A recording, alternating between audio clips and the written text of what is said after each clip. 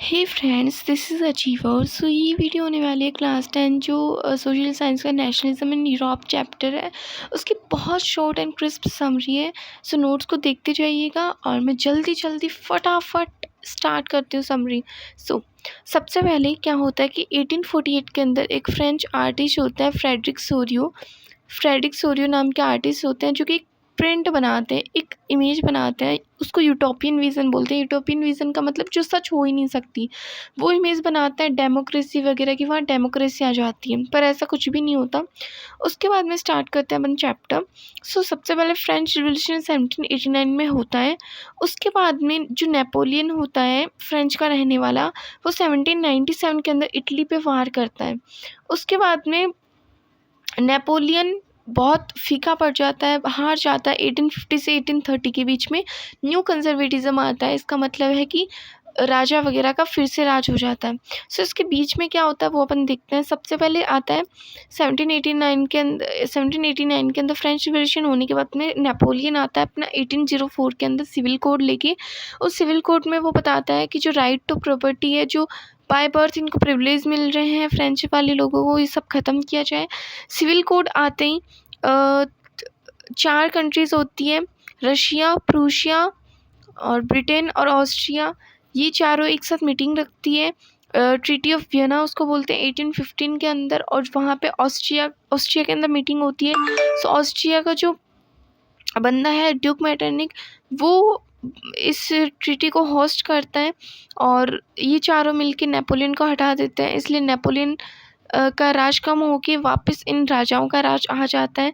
उसके बाद में जब ट्रीटी ऑफ वियना हो जाती है, फिर आता है ग्यूसेपे मैज़िनी, जो कि इटली का रिवॉल्यूशनरी होता है, क्रांतिकारी होता है। वो 2 सीक्रेट सोसाइटी बनाता है, यंग इटली इन मार्सिलीज और यंग यूरोप इन बर्न। और ड्यूक मेटरनिक जो कि ट्रीटी ऑफ वियना को होस्ट करता है, वो ग्यूसेपे मैज़िनी को बोलता है कि ये तो डेंजरस इनेमी है, हम जो भी ऑर्डर बनाते हैं इसको ये कभी नहीं मानता है। उसके बाद में ड्यूक मेटरनिक बहुत अच्छी स्टेटमेंट बोलता है कि जब जब फ्रांस स्नीज़ होता है, मतलब जब जब फ्रांस कुछ करता है, पूरे रेस्ट ऑफ यूरोप को कोल्ड लग जाती है। उसके बाद में 1830 टू 1848 एज ऑफ रिवॉल्यूशन बोला गया। इसके अंदर जो है जब ट्रीटी ऑफ वियना के बाद में फिर से राजाओं का राज आ जाता है। फिर अचानक 1830 जुलाई के अंदर फ्रांस जो है वापस युद्ध पे उतर आता है और वहाँ से लुइस फिलिप को राजा बनाते हैं, और वो एक पपेट की तरह होता है, कठपुतली की तरह। उस राजा का कोई मान्यता नहीं होती। फिर बेल्जियम में भी आज़ाद हो जाता है वो नीदरलैंड से, और ग्रीस जो है वो भी आज़ाद हो जाता है। और 1832 ट्रीटी ऑफ कॉन्स्टेंटिनोपल पे ग्रीस एक इंडिपेंडेंट नेशन घोषित किया जाता है। उसके बाद में 1848 के अंदर जब फ्रांस के अंदर फूड शॉर्टेज होती है, unemployment, perish out on the roads होता है, तो लोग जो है पेरिस के अंदर रोड पे आ जाते हैं। और लुइस फिलिप जो राजा होता है, जिसको लुइस फिलिप वो बताया था ना जुलाई 1830 के अंदर एक पपेट की तरह उसको डाल दिया गया था, तो लुइस फिलिप भाग जाता है डर के। उसके बाद में ऑन 18 मई 1848 को क्या होता है, देखो कनेक्ट करते जाओ, अपन लाइन टू लाइन चल रहे हैं। 18 मई 1848 को फ्रेंच के जो लोग होते हैं ऑल जर्मन नेशनल असेंबली में चाहते हैं कि उनको भी हिस्सा दिया जाए। 831 इलेक्टेड रिप्रेजेंटेटिव होते हैं, वो सब इकट्ठे होते हैं फ्रैंकफर्ट पार्लियामेंट के अंदर। सेंट पॉल चर्च होती है वहाँ पे, और वो सोचते हैं कि जैसे फ्रेंच लोगों ने लुइस फिलिप को हटा दिया, वैसे हम भी हटा देंगे। तो वो जो है वहाँ का राजा प्रूशिया बोले तो जर्मनी, तो वहाँ का राजा फ्रेडरिक विलियम फोर जो कि प्रूशिया का राजा होता है, उसको डिमांड करते हैं कि हमें भी इस असेंबली के अंदर कुछ ना कुछ हिस्सा दो। तो जो राजा होता है वो रिजेक्ट कर देता है। और उसके बाद में जर्मनी और इटली का यूनिफिकेशन पढ़ते हैं। जर्मनी का यूनिफिकेशन होता है, अब पहले फ्रेडरिक विलियम फोर था और 1871 तक मर गया होगा।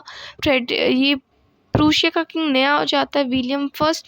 तो जनवरी 1871, ध्यान रखना अपन 18 मई 1848 को वो लोग फ्रैंकफर्ट पार्लियामेंट वगैरह के अंदर जाते हैं। अब आ चुके हैं अपन जनवरी 1871, जर्मनी यूनिफिकेशन होता है।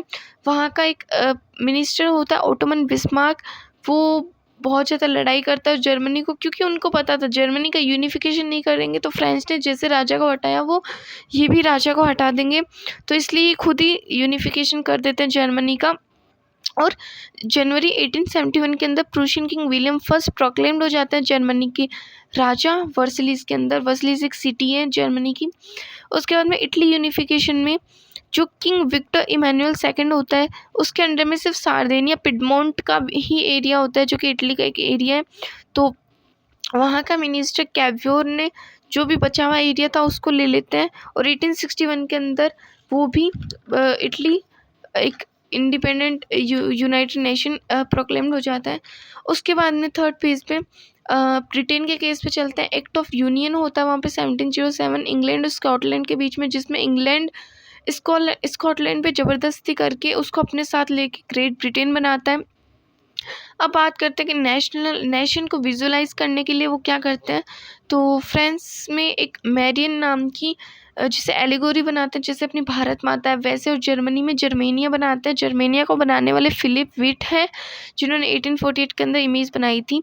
उसके बाद में बाल्कन रीजन की बात करते हैं। तो बाल्कन एक क्षेत्र है जोग्राफिकल और एथनिक, जो कि प्रेजेंट डे आज का जो Romania, Bulgaria, Albania, Greece, Macedonia, Croatia, Bosnia हेर्ज़ेगोविना, Slovenia, Serbian, Montenegro, pronunciation गलत हो सकता है। सो ये आज का रीज़न है बाल्कन रीजन।